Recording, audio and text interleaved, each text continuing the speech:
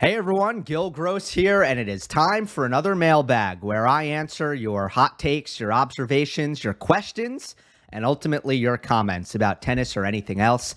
I posted on the YouTube community tab over 24 hours ago, got a healthy dose of comments, as I would expect the week after Wimbledon, so thank you for that. Remember, you can also leave a question or a comment for the mailbag by leaving a review on Apple Podcasts. And speaking of podcasts, I was very happy to see, proud to see that this week I was number 2 on the U.S. Apple Podcast charts. Monday Match Analysis was, which was great. Right behind the Tennis Podcast, which is a staunch and firm number 1, has been for a long time. But it was great to see that. Obviously, more people like to watch on YouTube. That's great. But the podcast side of things, I value, and I thank you for everybody who made that happen. Just want to put that out there. Maybe I'll get Twitter involved in the mailbag next week. At Gill_Gross is the handle. But let's get to the first comment. It comes from Sam Collins. Sam is a member. Thank you for that. Hi, Gill. I find it very interesting how certain players seem to be able to improve and build on their games. Carlos, Big Three, Rune, etc., while others can't or don't.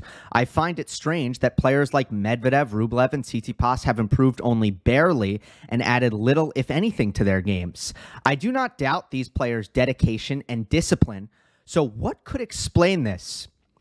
This is like a fantastic question. It's something that you could really go hours and hours on because it's such a deep topic and it's such a central topic to what we look for and how we consume professional tennis and follow professional tennis.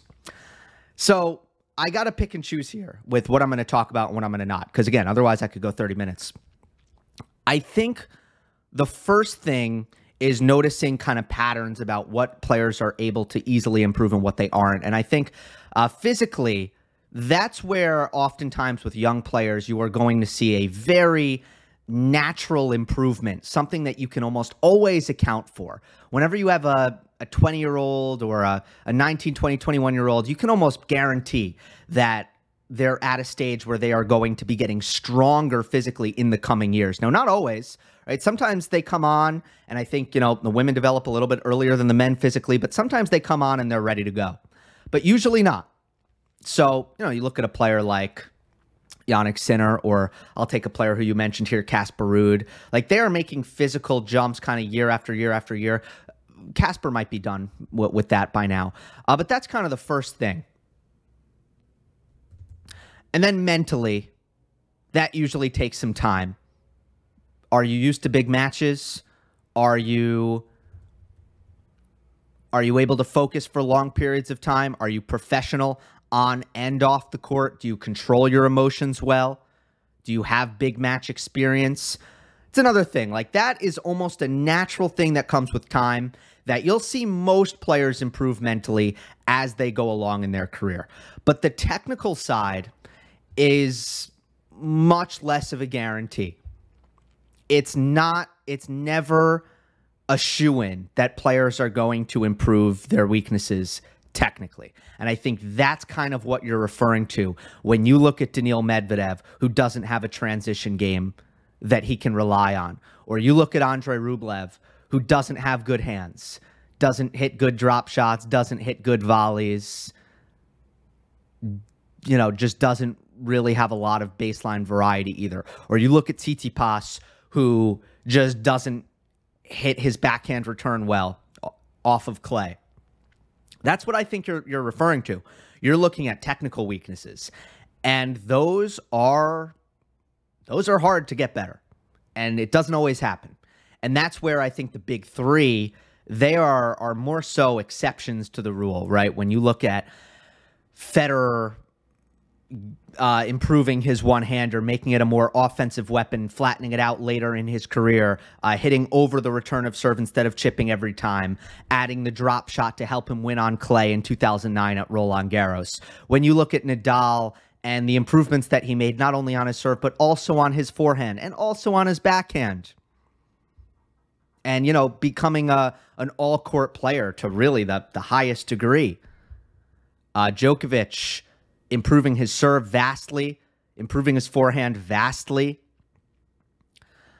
These guys are not normal in their ability to do that. I think that they have an unbelievable combination of, first of all, natural ability, which you need to make a change like that, but also open-mindedness combined with a level of stubbornness, I think, and selfishness and kind of self-belief is important. But I think you also can't take it so far where you're like, I'm not going to change. I'm good enough. My game is good enough. You need to be kind of open to, no, like, we're going to make this better, and I'm completely open to changing whatever it is.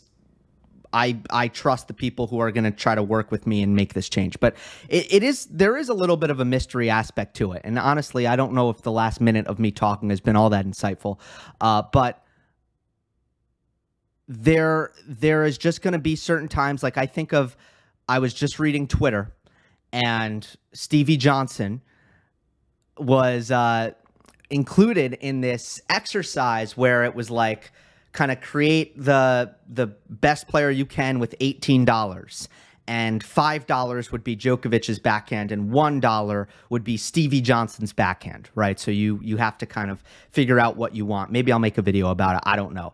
But Jessica Pegula commented on Twitter, and she was like, I'll take Stevie's backhand, kind of as a joke. And then Stevie goes, if you take my backhand, you should get your money back. A guy like Stevie Johnson knows damn well that his backhand is a weakness. And he has spent his whole life, I'm sure, wishing that his backhand would be less of a weakness. And it just has never happened for him. And he's a really talented, I mean, needless to say, this guy is an unbelievably talented tennis player when it comes to hand-eye coordination. He serves at a world-class level. He hits forehands at a world-class level.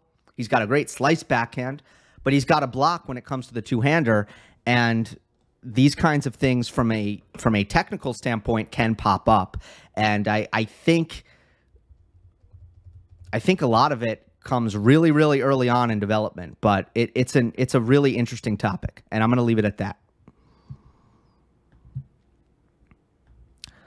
Next one is from HIH 5868. Do you think the victory by Alcaraz has caused the fire to remain for Nadal to come back strong next year and try to tie Novak in slams at the French? That is, if Novak doesn't win US Open or Australia, I think Nadal will come back with fire if healthy.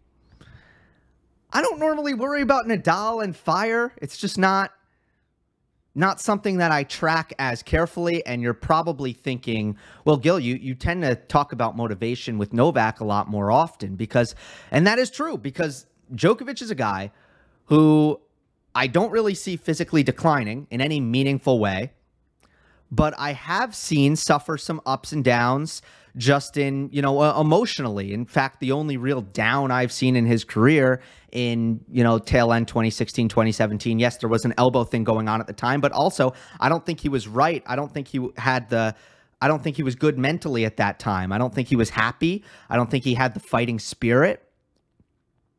I think there were a lot of things bothering him. And I also think that he had accomplished a ton in 2016. And there might have been a little bit of a motivational dip before he kind of refound the fire. But that is why I look at a player like Djokovic, who also I think has been motivated by chasing records throughout his career, which is not a bad thing at all. There's nothing wrong with that. Somebody who pays attention to the record books and, again, uses the record books to drive him, along with just the competition of competing alongside fellow greats and trying to catch them. That is why I bring motivation into a conversation about Novak Djokovic's next couple years. I do that all the time. But for Rafa, that is clearly not the obstacle. The obstacle for Rafa is clearly his body. And it's never been really about motivation, because I believe Nadal when he says, he goes out there and kind of is pretty good at motivating from within, without having to rely on really anything external. And I think that is clearly true by just how level his fight and his effort maintain, right? The thing with Rafa, part of the thing with Rafa that has been so admired by everybody, and it's very well documented, is the guy fights for the point, seemingly, and maybe this is diminished just a little bit, but the guy has always fought just as hard when he's up 3-love in the set and down 30-love in the return game. He fights just as hard there as when it's 4-all deuce. That has always been a thing with Nadal, where it's like, whoa, this guy just goes point to point to point and basically plays like it's the last point of his life every time. That is completely rare, completely unique. Jimmy Connors had a similar thing. It's a great weapon to have as a player. And that's why I don't know that we should doubt Nadal. When Nadal has always been like, when he's asked about records, he always brushes it aside. He's like, look, it's great. I just try to win as much as possible, but I'm not really paying attention to that. Maybe he is paying attention to that, and he's just kind of being cliche there and kind of giving answers. But I don't think motivation is a factor that you look at when it comes to Nadal's comeback. It's all about if he's going to be healthy. And I think that is where that should be ended. Jediel Nunez. Okay. Hi, Gill. Love the Wimbledon coverage. As profound as always. Profound. What do you think will be Alcaraz's biggest threats in his career to fulfilling his potential as a future GOAT or achieving the level of the big three? For example, not having equal adversaries as each of the big three had in their career, longevity, etc. This has been at the top of mind since our expectations for him as high as ever. Would love to hear your perspective. First of all, thank you. First of all, thank you for not asking me like, Gill, do you think Alcaraz will win 23 majors? Because that is not an interesting question. Because the answer is like, look, I don't know. My God. But what is a good question is, what are the obstacles to that? So job well done on a good question here. The answer du jour right now is obviously, oh, you gotta make sure the body holds up, gotta make sure he doesn't get injured. That's the answer du jour. Gotta say, I don't love that answer. Now, I think for any player, that is a factor, because that's always a really important factor in your ability to have a great career. I would say Rafa has done a great job of challenging the idea that you need to have a clean bill of health throughout your career in order to be an all-time great and compile miraculous and remarkable records, right? Rafa has certainly challenged that. He's had his fair share of injuries. I think it's fair to say. But yeah, I mean, he needs to stay healthy. It's just, I challenge the idea that Alcaraz has had this really concerning pattern of health issues. I challenge that. He's had 2 injuries. All right, he's had an abdominal tear, which is like one of the most common injuries that a tennis player can possibly have. You see every player having that at some point in their career. That's an exaggeration. But basically, I consider that basically the most common injury on tour. Like, it just happens all the time. So, got Alcaraz, all right? The abdominal tear. And then he pulled/tore his hamstring. I don't know how extreme it was, what grade of tear it was, whatever. But I think he had like a hamstring pull. And he missed the Australian Open. But again, that's it. Like, if you want to fixate on him missing Acapulco, if you want to fixate on him missing Monte Carlo, I think you're out of your mind. I really do. I think you're out of your mind if you want to fixate on that and be like, see, he's got injury issues, got health issues. It's like, no. The guy is winning titles before and after those injuries. It makes perfect sense for him to pull out of those events just for purpose of rest. So as far as I'm concerned, Carlos Alcaraz has had 2 injuries in his career, and everybody thinking like that he has some sort of injury issue, I think they need to slow their roll. I do. I think you should slow your roll on that. The cramping, again, I don't see that as a long-term obstacle. Cramped against Sinner in Miami, cramped against Djokovic in Paris. But I'm not going to sit here with a straight face and say the guy who has the record for most time spent on court en route to a major title, the guy who just beat Djokovic in a 5-set Wimbledon final, I am not, which took nearly 5 hours. I'm not going to sit here and say that his endurance, his ability to physically endure long matches is a problem. No, I'm not going to. Again, I think there is so much evidence that goes against that, along with some morsels of evidence that go for it, right? So his biggest threats right now are, in my mind, pretty unclear. I will say, do not fall into the trap of thinking that Alcaraz is not going to have... Okay, this is another thing I saw on Twitter.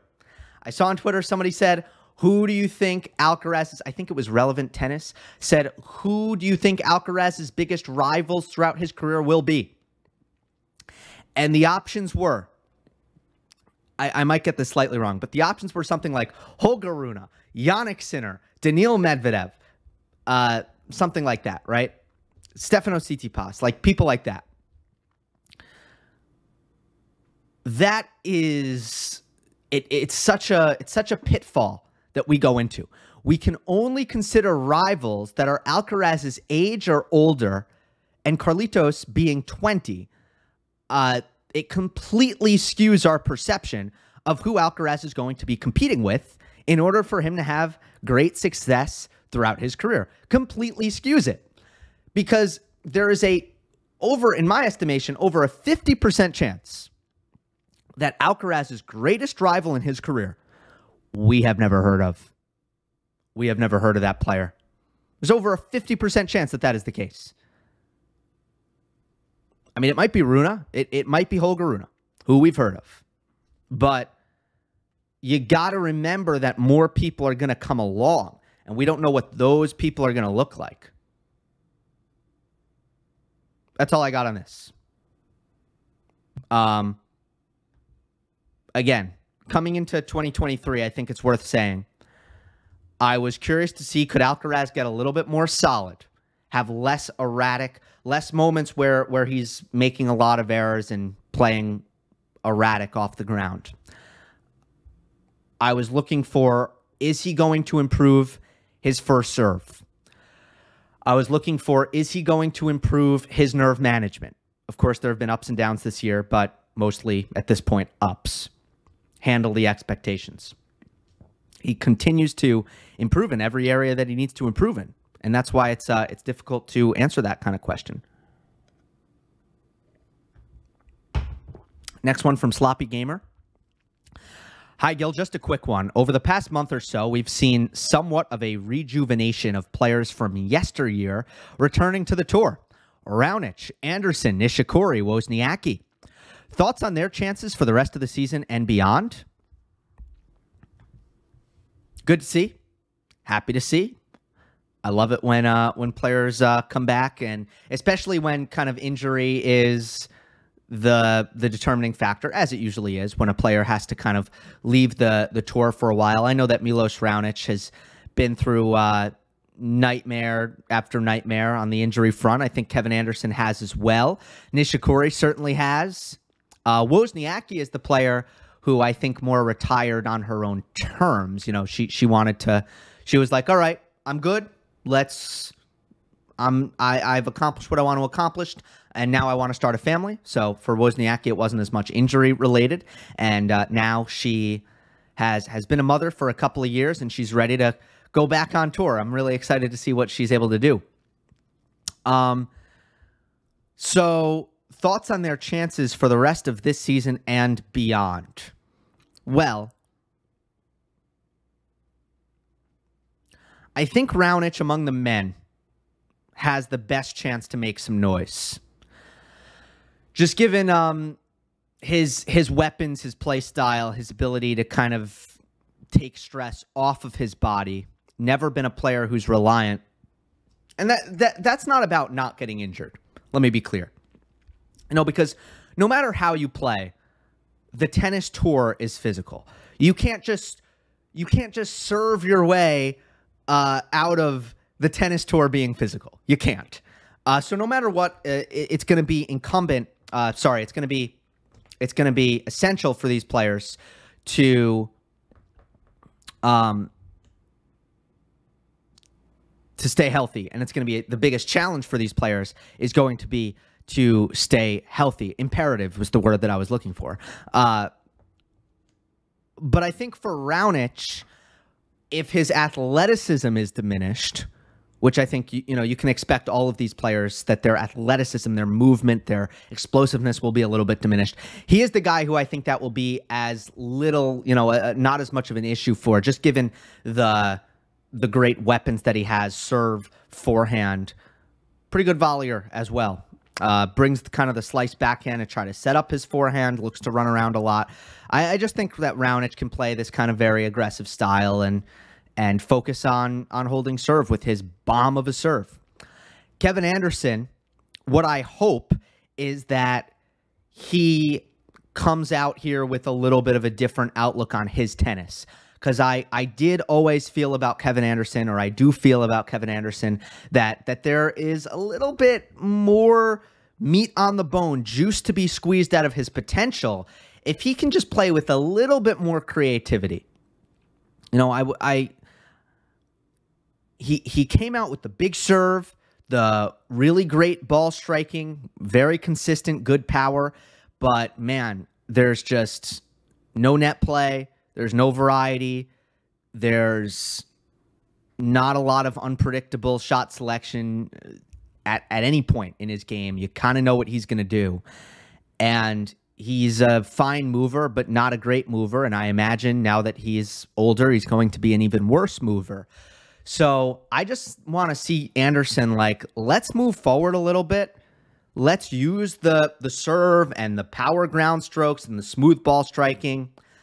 But let's try to finish points here, because if he's going to hang back and kind of play this very, very monotonous, kind of consistent power baseline style without the level of movement that we even see from like a Rublev or a Sinner, and in some ways with less baseline power than those guys as well, but he does have a great backhand. I love his two-hander. I don't think that's really going to be a recipe for Anderson to get back to being a top 20 player. So I do feel like he needs to add something. For Nishikori, I do have a little bit of concern just because the weapons aren't there. I mean, he did play a very, very physical style. Very physical. So I think it's going to be the biggest challenge for him to get to a level where physically he's at a high level of performance. Otherwise, I don't see how he can get back into the top 20. And Wozniaki, I think her comeback can be really, really good. She's not that old. That's the first thing to consider. She will be playing with, I think, a lot of freedom. I think flattening out the ball. I think hitting a little bit bigger. I think we can expect those things. We already started to see that in her. She's 33, by the way. We already started to see that later in her career, and she is in tremendous shape, and she hasn't had a lot of injury mileage. She hasn't been hurt much, so that's really good signs for her comeback. Let us go to the next one. It is from Kloba9414. Hey, Gil, thanks for your analysis. The Wimbledon final was absolutely amazing, but I must admit I was a tad disappointed with the semis. Although we had the top 4 players this season, I couldn't help but yearn for Djokovic versus Medvedev and Alcaraz versus Sinner instead. Their head-to-head records are particularly intriguing, and I'd love to hear your take on why these matchups are always so evenly matched and more exciting for us to watch. Congrats on your success. Thank you. Yes. I was thinking the same thing.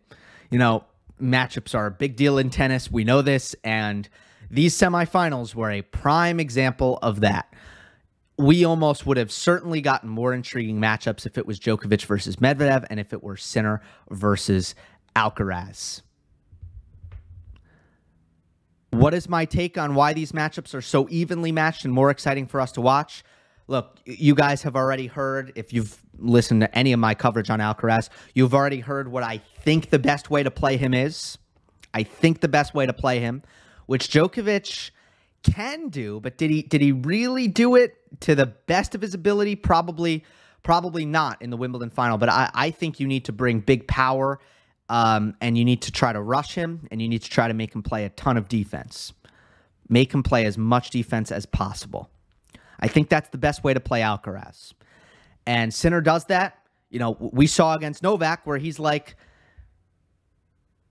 hitting every ball with tons of pace. He's barely taking his foot off the gas pedal. He's flooring it on almost every forehand. And we're looking at averages around 82 miles per hour on his forehand speed regularly, which means like that's his rally ball, which is really insane. And, you know, you go to the backhand of Sinner and you don't get any relief. You're still getting big power. And that's why it's hard to be offensive against him. But what Djokovic can do is what he is amazing at. He is an amazing shock absorber. He absorbs pace as well as anybody ever. And he is going to stay consistent. He is going to keep the ball deep in the court, and he is going to let Jannik beat himself. And that's what he did. So that is why Sinner, with his linear power, his linear pace, like that is just not something that Novak doesn't like. It is something that Alcaraz, I would say, doesn't like, although over the course of Wimbledon, I must say, he really did a great job of dealing with it. Now, we covered why Alcaraz-Medvedev is a bad matchup. Alcaraz-Medvedev is a bad matchup because, for one, Medvedev is not somebody who makes his opponents play a lot of defense. So it is the antithesis of what I think is good against Alcaraz. In fact, he allows his opponents to play a lot of offense and hopes that his retrieval skills, his counter-punching skills are so good that he is going to kind of match up in that style. But Alcaraz is able to have all the time in the world against him. So plenty of time, able to play offense, and he's able to finish with his touch in the forecourt when Medvedev is very, comfortable and makes a living out of dropping back deep in the court to absorb the power and to kind of use his linear, his retrieval skills against power, right? And he's got great retrieval skills against power. But Alcaraz can easily use his net play and use his drop shots to work around that. And, I mean, just open up the court with angles, and he has so much firepower when he does decide to drive the ball that on a grass court, certainly even that is good enough to hit the ball through Medvedev. And then Medvedev versus Djokovic, on the other hand, well, that's where Daniil, matches Novak for consistency, matches him a lot of the times for depth, and can kind of go toe-to-toe for Novak, especially backhand with Novak, especially backhand to backhand. And he actually forces Djokovic to kind of forces him to find finishes, find offense, which is actually a lot of what Alcaraz did to Novak. And we saw that, that is, Djokovic would much rather play a Jannik Sinner who he knows he can just get errors from than have to kind of constantly be generating, which Medvedev forces his opponents to do. The way Alcaraz was doing it, when I say that, just, he got consistent, but if you look at the way he was returning serve, especially the first serve, a lot of low-pace stuff, a lot of slice, a lot of balls in the middle, and Alcaraz just kind of backing his speed, saying, look, I'm not going to try to do too much on the return. Let's make it in play, and let's force Djokovic to come up with something. And that paid dividends as Novak's forehand wasn't really firing to the best of its abilities at all times throughout the match. All right, this one is from Merrick. Do you think that the Wimbledon final between Alcaraz and Djokovic was the best Grand Slam match of this decade so far? What other Grand Slam matches of this decade deserve consideration? Well, definitely Nadal, Medvedev, Australian Open 2021. I thought that match was a little bit better in terms of drama. I think quality-wise they were similar, but I think for Nadal to come up with the comeback that he did, it was so improbable. So improbable. It was one of the great best-of-5 set comebacks given all the circumstances that I think I've ever seen. And in that respect, I thought it was a slightly more memorable match than this Wimbledon match. But let's go through it. I want to kind of go through the list. I think it's worth doing that. So let us do that. Okay, so in the decade, we had Djokovic team Australian Open. That was a 5-setter. But that was not. I mean, yeah, no, it was not up to the level of this Wimbledon final, I don't think.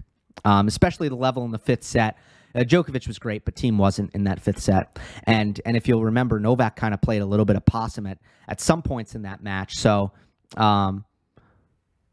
you know, in the 3rd set, for example, he kind of took his foot off the gas. Wasn't feeling well, I don't think. All right, U.S. Open 2020.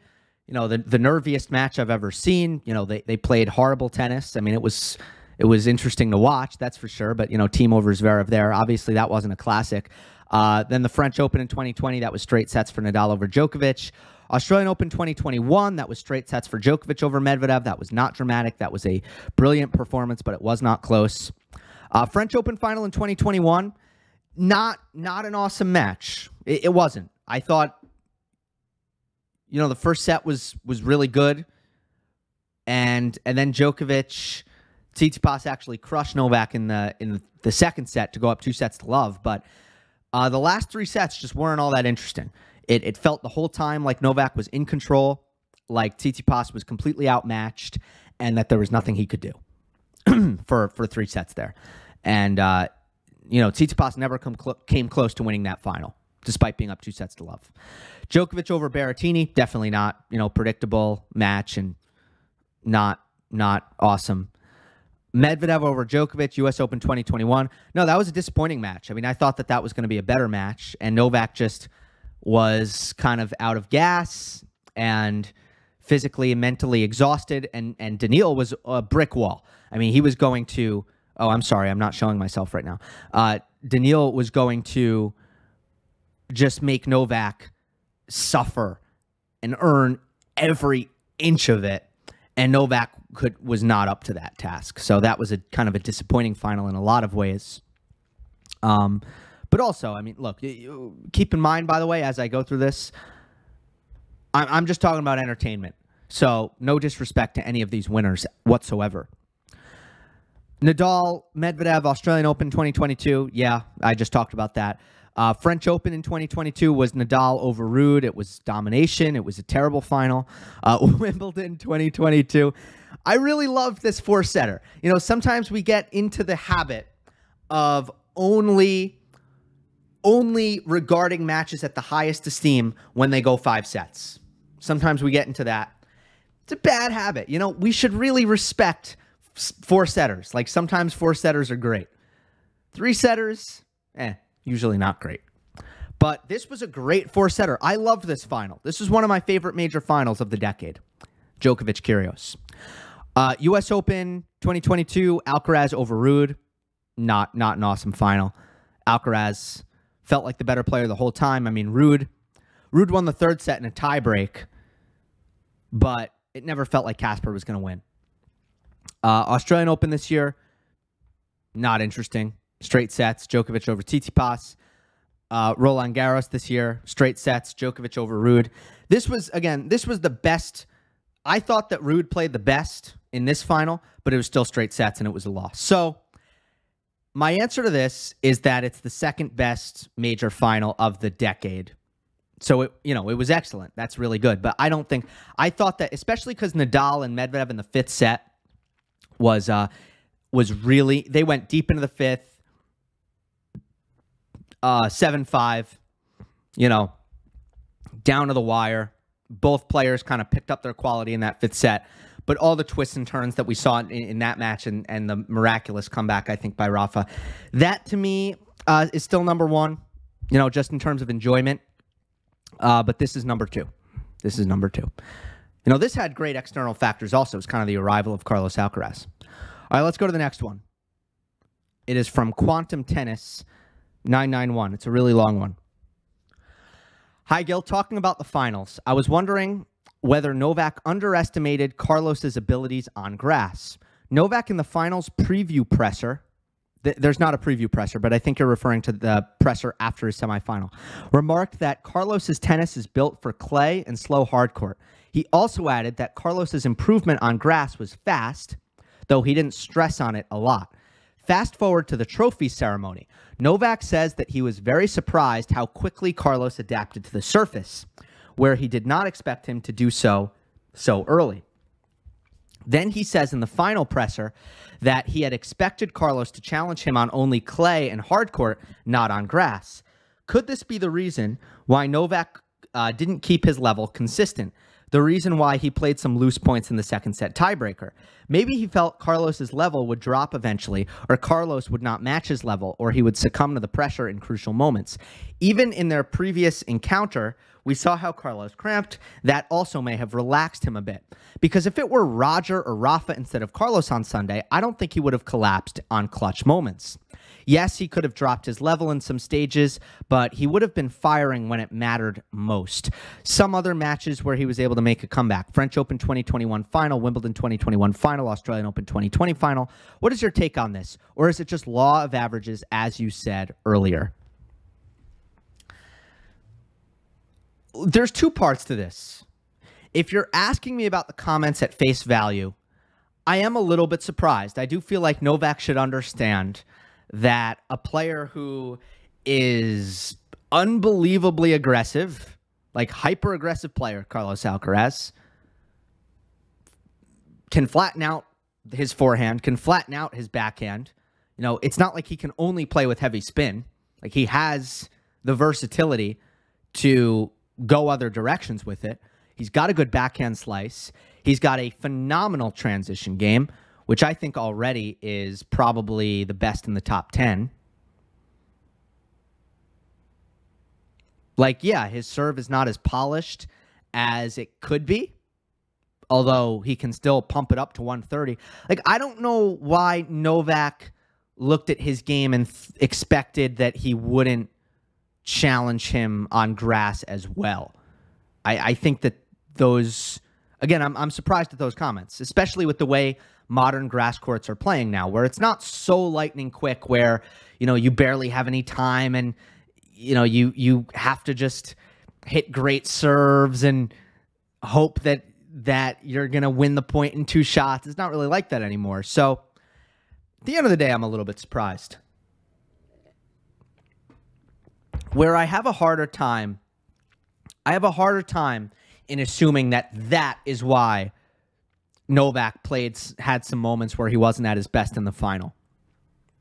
At the end of the day, I don't think he played that bad in the final.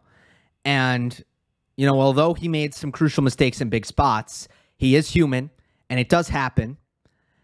And the reality is, Alcaraz was good enough to win the match, whereas I think in a lot of cases, what it would have been is Novak makes some of those big mistakes, and he's able to win the match anyway because he's just the better player, right? I think that happens often. And in this case, we correctly emphasize those big moments and those crucial mistakes, because at the end of the day, like, we're not reaching here. That was set point to go up 2-0. There's no agenda setting to focus on that. That is just something that objectively needs to be focused on. And when you look at the break point at the start of the 5th set, when Novak is on a huge run of games, and then he would get broken in the next game to go down in the 5th set. That's not agenda setting to focus on that. That's not cherry picking. Okay, that is, we are, anybody who focuses on that is correct to focus on that. That being said, it is also correct to say that there was plenty of other match. There was the rest of the 5th set where Alcaraz had to fend off Djokovic and maintain that advantage. There was the 3rd set, the entire 3rd set, which Alcaraz won 6-1. He had to be good enough to get the better of play over those stretches of time.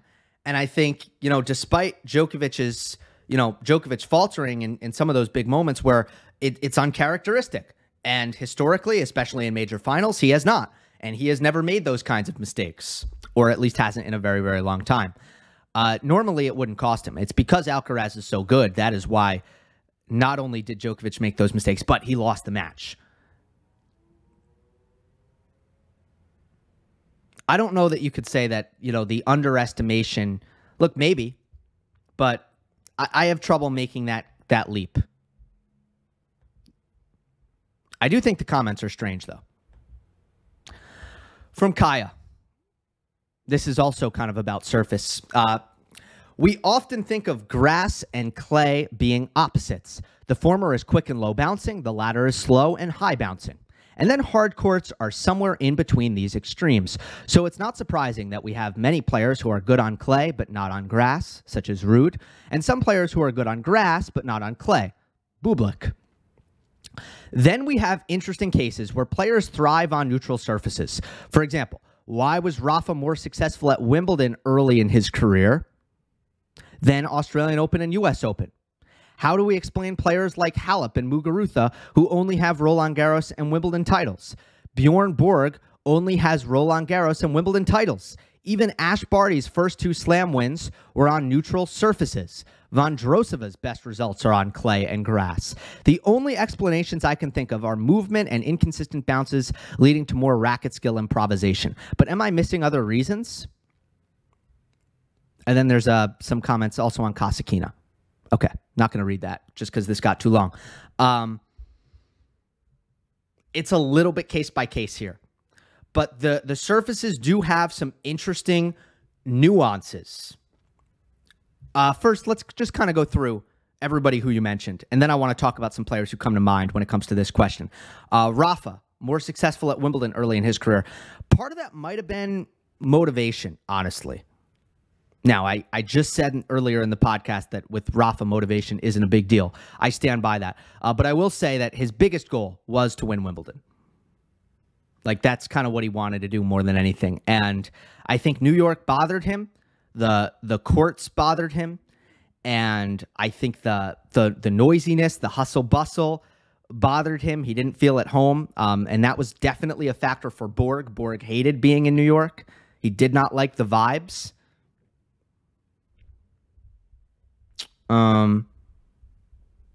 Muguruza, do not try to explain Muguruza. Never try to explain her. There's, look. I mean, one of the weirdest stats ever. Muguruza, I'm pretty sure she's got 12 career titles. No, 13 career. Let me make this. Let me be sure about this. Garbiñe, Muguruza. It makes no sense, this stat.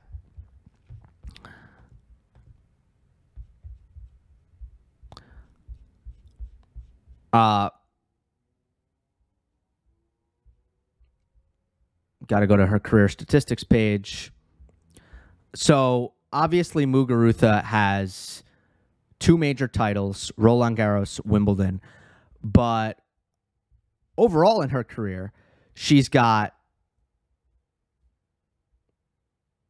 I think, she's got 10 titles. And they're all on hard court. Every single title that she's won is on hard court. So you can't say like that she's an example of what you're talking about because all of her titles are on hard court except the 2 majors. It's just a funky stat. I mean, Muguruza just never try to explain her because nothing makes any sense. And I mean that respectfully because she's had an unbelievable career. She's accomplished amazing things. But if you're looking for patterns, you're not going to find any. Halep is an interesting one. Yeah. I think Halep is a little bit in the, some players, I think, especially on the women's side, they play flat, a little bit flat. They're a little bit underpowered, but they're great movers and they're great defenders and they grind well. And I think for Halep, it's kind of that. It's that, at Wimbledon, she can get, better penetration and a little bit more offense. But at Roland Garros, she can obviously use her rally tolerance and her toughness. So she kind of gets the best of both worlds kind of thing there. Kind of like what you said about Kasatkina at the bottom of the comment. I want to bring up Berrettini here. Berrettini is a great example of how the nuances of the surfaces can kind of help you out in both ways. His worst surface is hard court. Why is he good on clay? Because on clay, he can find more forehands, plain and simple. It's just serve, forehand, and then he's got the massive weight of shot on the forehand. He can kind of cheat to his left, and he's got more time off the bounce to use his footwork to run around and hit forehands, load up forehands from higher contact points. The more time he has on that forehand, the bigger and badder it is. He can also kind of recover when players go into the open court a little bit better because the court gives him more time to catch up with the ball. But then he's also best on grass. Well, the serve gets him more free points. And on the backhand, which is his weakness, guess what? He can slice, and the slice is more effective. So you have to look at the entire kind of the sum of Berrettini's game.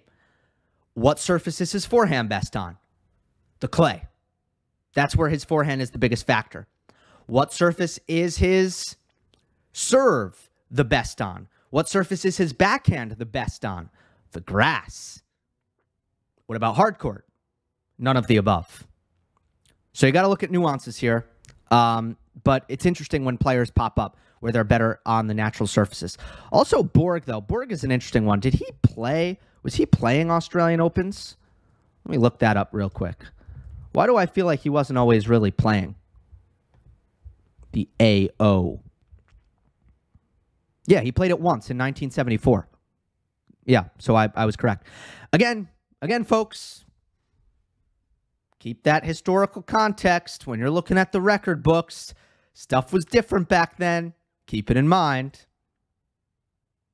All right, from Sharon. After seeing their performance on grass, could you rank the slices of the top 10? Who has improved the most and who hasn't? Fun activity, yeah. Only on this YouTube channel do we do things like this, right? Let's rank the slices. Let's do it. All right. I'm just going to eye test it. I'm not going to read out everybody. All right, best slice in the top 10. Best slice in the top 10. Who is it? I'm going to say it's Alcaraz. Yeah, I think Alcaraz. Okay, number 2. Second best slice. I'm going to go Djokovic. It's the top 2 in the world, huh? Number 3, Tiafoe. Tiafoe's got a really good slice. For some reason, sometimes I don't feel like he knows how to use it. Doesn't really pick his targets all that well. I think that it could be better than Novak's if he was just a little bit more sure of himself on how to deploy it and when to deploy it. He's especially good, though, I think, at just kind of leaving the ball short in the court. If he's playing somebody who isn't comfortable in the forecourt, Tiafoe's pretty good at just drawing them in. Great at that. So Tiafoe, definitely number 3. I thought about putting him at number 2. After that, I think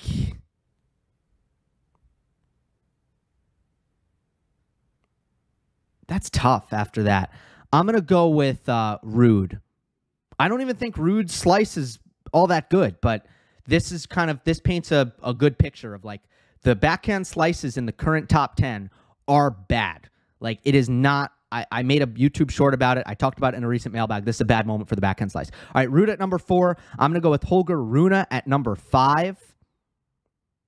I think Rune and Rune have similar backhand slices. Very comfortable using it. Very comfortable. But, usually it doesn't stay all that low or bite all that much. So, like, it's solid. They make it in the court. They have pretty good technique on it.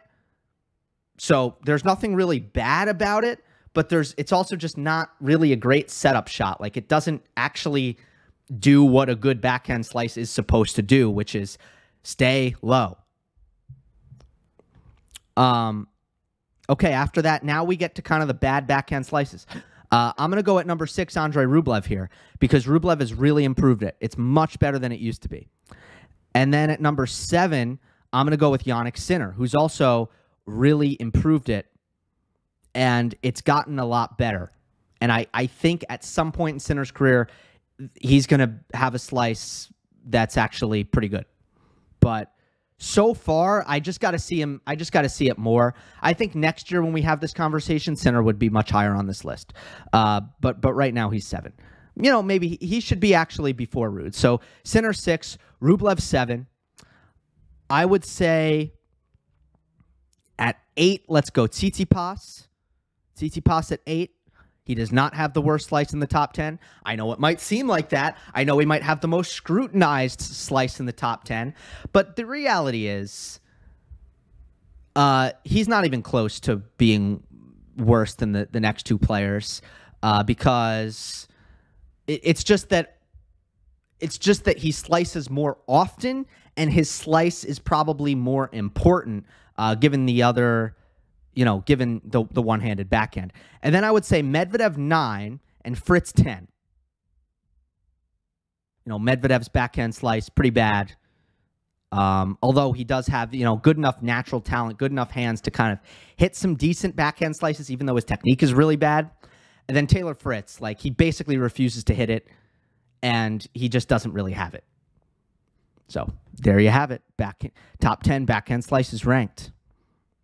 Next one's from Ronnie, who is a member. Thank you for being a member. Remember, you do get priority in the mailbag if you are a member. And you can hit the join button to contribute $2 a month to support the channel if you would like to become a member. Hey, Gil, thanks for awesome coverage during this year's Wimbledon. What do you think should be Andy Murray's priorities at this stage of his career? He chose to forego Roland Garros to prepare for grass season and delivered wonderfully for the most part until losing to Tsitsipas in a 2-day 5-setter. What would motivate him to keep going into the coming months? How/where do you think he will choose to end his career? I kind of have a feeling that 2024, if nothing changes, is going to be his last. I think that, you know, as long as he feels like he could have a chance still to kind of break new ground and to, you know, make a deep run at a major, which should ultimately be his goal. As long as he feels like he has a chance to do that, I think he keeps on going. And I thought, you know, for a little bit of time, I think he was babying his body a little bit. And this year, he decided to up his work level, to do more fitness and to try to get into better shape and hopefully see how far that could take him. And honestly, it just hasn't taken him as far as I think he wanted. You know, now you can say, look, he played really well against Tsitsipas, and it's a tough draw because he wasn't seeded, and he almost took him out. And Tsitsipas played really, really well in the first 3 sets. Actually, no, sorry, I didn't mean to say first 3 sets. Tsitsipas played really, really well in that match the whole time. And he isn't really all that well equipped to attack his weaknesses in terms of the return to the extent that, like, a Chris Eubanks can with the Eubanks serve. But nonetheless, I mean, Tsitsipas was really good in the match, played really well. But I think, you know, at the end of the day, these kind of moral victories get pretty old. They get pretty tired. And if Andy doesn't, this is just me speculating, but I think if Andy doesn't do anything big really soon, I do think he is going to stop in 2024. That is just my sense. I think that he was pretty, we're starting to hear him kind of get a little bit discouraged. But I also think that he is going to continue to fight really hard. And I have a feeling at his current level, he is good enough to have a moment here. I don't think as consistently as he would like, but I do think he's going to have a moment at some point. before he retires. When I say a moment, I just mean he's going to make a big run at a big tournament. That's all. Next one's from David. I believe Rune to be the second best young player in the world. What does he have to do to close the gap with Carlitos? Their quarterfinal at Wimbledon was disappointing. I believe Rune's game is too defensive, and that may not be the best strategy against Alcaraz, unlike Sinner, who always gives him trouble with the ultra-offensive style. Thank you for the videos. I learned a lot from you. Appreciate it. Couple things. I think there's multiple things. Now, in the post-match analysis that I did with Alcaraz and Rune, I talked about the forehands, and I think that is currently a gap, and that kind of ties into what you're saying about just the offensive sensibilities of Alcaraz versus Rune, who can be very offensive. Like, he comes forward a ton, like a lot, and his backhand is huge. He's able to serve big. He can be offensive with his forehand, but it's not to the level of Alcaraz or Sinner. So to call Rune a defensive player, I think is unfair, although there are moments where it seems like he makes a conscious decision to be a defensive player. And then, of course, he's more than willing to just become a absolute retriever and take no risk and loop the ball into the court and run. And by the way, he's hard to beat when he's doing that because his defensive skills are so awesome. But I think forehand is currently one gap. I just don't like Rune's forehand nearly as much as I do Alcaraz's at this moment. I think mental stability, emotional stability. Look, Holger has gotten through so many tough matches. He's completed some great comebacks.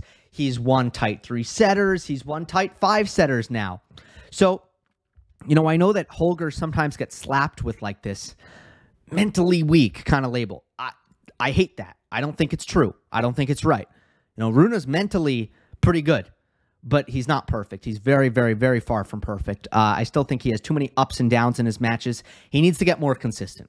He needs to focus and, you know, control his emotions and not have these fluctuations in intensity and attitude during his matches. That's an obstacle.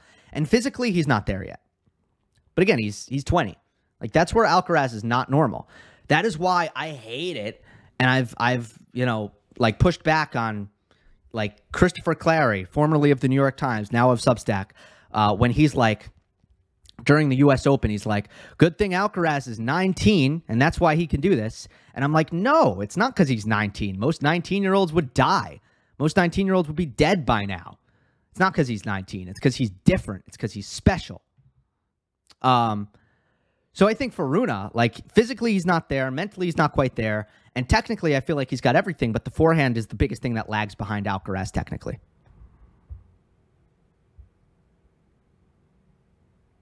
All right. Going pretty long here. We're almost at an hour, so I am going to... how long am I going to... I'm going to keep going. All right, next one's from anonymous tennis follower. Hi, Gil. How much of the WTA Big 3 hype do you buy into? Here are my thoughts. You can exclude them if they're too long. Firstly, the phrase is a bit misleading because it suggests some comparison to Federer, Nadal, and Djokovic. Okay, so for time, I'll cut that out. Yeah, the phrase is a little bit misleading. It is, right? I don't think it's a problem to use the phrase Big 3, even if there's a understanding, a very kind of clear understanding that this Big 3 is nothing like that Big 3. That's fine. If you are trying to get the point across that 3 players have separated themselves completely from the rest of the pack, and that is why you are calling them a Big 3, that's fine. Okay. For this reason, I am holding back on riding the hype train for now, as there could very well be new members joining this elite group, or 1 or 2 members that could fall off. I think it would be good to wait until at least the start of next year to see how Sabalenka and Rybakina deal with the pressure of defending points. I do, however, subscribe to the notion that right now, Swiatek, Sabalenka, and Rybakina have separated themselves from the pack and have formed a clear Tier 1 on the WTA. Yeah, I think you're on the money. You're spot on with everything you're saying. It is, yeah, that's how you should look at it. I mean, they are by far the best 3 players. I do think that the good thing is that it's been fairly predictable. Just looking at their weapons and what they bring to the table as tennis players, I think that it was, again, pretty easy to see early on that Sabalenka wasn't going anywhere, that Rybakina wasn't going anywhere, that obviously Iga was going to, maintain her stature, her status. They're all young. They're all under 25. Well, Sabalenka is 25. But, yeah, it is a very short period of time that they have been at the top. So they all need to stay healthy. They all need to continue to kind of improve. And it is definitely worth waiting and holding out until they show that they can continue to compete for majors for a span of 2-3 years before I think there's going to be any long-term cementing or labeling of these three women as, I don't know, even ushering in their own era. There's no Sabalenka, Rybakina, Swiatek era yet. It's just in 2023 they've been the best. That's a good way to look at it. From Philip, Gill, do you feel like Djokovic's first serve is a little underpowered for modern tennis standards? I'm gonna not read this entire question because I am trying to wrap up really soon. Yeah, I don't think you can say that. I don't think you can say it's underpowered by modern standards, just because you look at his, and I get it, he brings a lot of skill behind his first serve. More skill than almost everybody else. But if you look at in the last 52 weeks, if you look at first serve win percentage, let's look at it for 2023. Djokovic is in what? Well, he's actually higher if we look at it in the last year because of the indoor hardcourt season where he was so dominant. Last year, he was 6th. So in the last 52 weeks, he's 6th in first serve win percentage. Here are the players who he's with. Below him are Tsitsipas and Dimitrov, believe it or not. But Bublik, Tsitsipas, and Dimitrov. Above him are Kyrgios, Fritz, and Berrettini. Felix and Hurkacz are 1 and 2. So you see how Novak is with these big kind of bombers for the most part, besides I guess Dimitrov and Tsitsipas. And then if you look at ace rate, which shows more to what you're saying, then he's much lower. Then he's kind of middle of the pack. But I think the players who Djokovic is around in ace rate is also illuminating. He is above Sinner, Coric, Van de Zandschulp, and Echeverry. And he is just below, Tsitsipas, Korda, Khachanov, J.J. Wolf, and Zverev. So that is the tier. Yeah, Zverev doesn't hit that many aces. That's right, because he doesn't hit spots. Zverev just serves 135, but he's going to make 75% of his first serves at 135 miles per hour because he's not hitting close to the lines. That's kind of how Zverev approaches his serve. Zverev, who has just been accused for a second time, this time criminally, of physical assault of a significant other, his former girlfriend and the mother of his child, Brenda Pateo.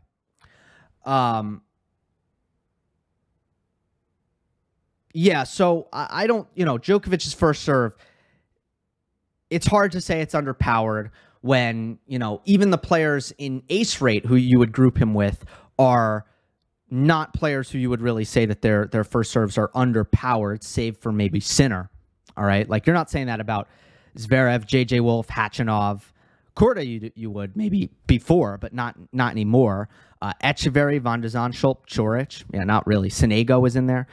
But then with first serve points, because his spot serving is so good and his skills behind his first serve are so good, now you're looking at Djokovic at kind of the top of the game. So of all of kind of Novak's nitpicks, I don't really think first serve is an area where you can really nitpick him. But look, are you At the same time, your point is taken because you say, if you look at most of the top players today, Alcaraz, Sinner, Medvedev, Tsitsipas, Zverev, Rune, Rublev, FAA, Hurkacz, Berrettini, Fritz, Tiafoe, you're saying that almost all of them can serve 130, even 140, and you're saying that Novak can't on his flat serve. Yeah, but, it's overrated. That kind of pace is overrated. Djokovic's first serve is pinpoint accurate, and it also stays, it stays really low when he hits his slice serve, and that bothers a lot of players. So, okay, let's end it on kind of a fun one, lighthearted one from Steve. Hey, Gil, what kind of career would you rather have if you were a pro? A consistent top 5 to 10 player who wins many titles but never gets the big one? Or a one-hit slam wonder who doesn't stick at the top and doesn't win many titles? Emma Raducanu, Bianca Andreescu, at least for now. Oh, and then the examples of players who win many titles but never get a big one is David Ferrer and Alina Svitolina. I would much rather be a player who's like consistent 5'10", a lot of titles, never gets the big one. First of all, winning tour titles is cool. I mean, that's awesome. So I feel like that, if you can win a lot of titles on tour, that's pretty good. And then if you can make major quarterfinals, that's also pretty good. Like if you make the quarters at Wimbledon, you have 2 credentials. Like you get 2 passes to go to Wimbledon for the rest of your life. You're in the quarterfinal club.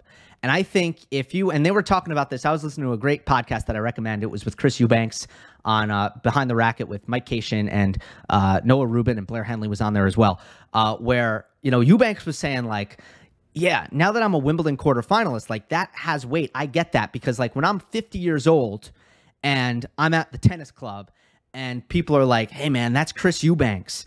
And they're like, oh, who's Chris Eubanks? And the answer is like, dude, he made the quarters at Wimbledon. Chris Eubanks made the quarters at Wimbledon. That right there is like, oh, that's a guy. That's a dude. He made the quarters at Wimbledon. So I think if you make major quarterfinals and you win a bunch of titles, man, you can't ask for much more than that. You had an awesome career. Versus, let's go to the other side. You win a major, I get that the logic doesn't really apply where you're like, if you look at Andreescu and it's like, she won the U.S. Open. That's an even bigger deal than you made the quarters at Wimbledon. The problem is I just think there's a lot of suffering after that I wouldn't want. Like, once you win it, now it's like, are you going to win it again? Why aren't you winning it again? You going to win it again? It's like nobody with Ferrer or Svitolina. Svitolina maybe a little bit, but nobody with Ferrer is like, hey, buddy, when are you going to win a slam? Like, what's wrong with you? I think everybody understood that Ferrer was kind of a talent maximizer, that he probably wasn't going to get one, but man, he was going to give it his all and make semis and make finals. Well, he made one final. So I just think that's a better life, better career. Seems like a happier way to go about things. I just feel like Raducanu, it's going to be like, what's wrong with you? You did it there. Like, I mean, Emma and Bibi, they both have to kind of deal with that now. It happened very, young in their career, and they have to deal with that now. So, no thanks. No thanks. Also, prize money, probably better to be the other way. Thanks for watching, everybody. Hope you enjoyed. Don't forget to subscribe. I'll see you next time.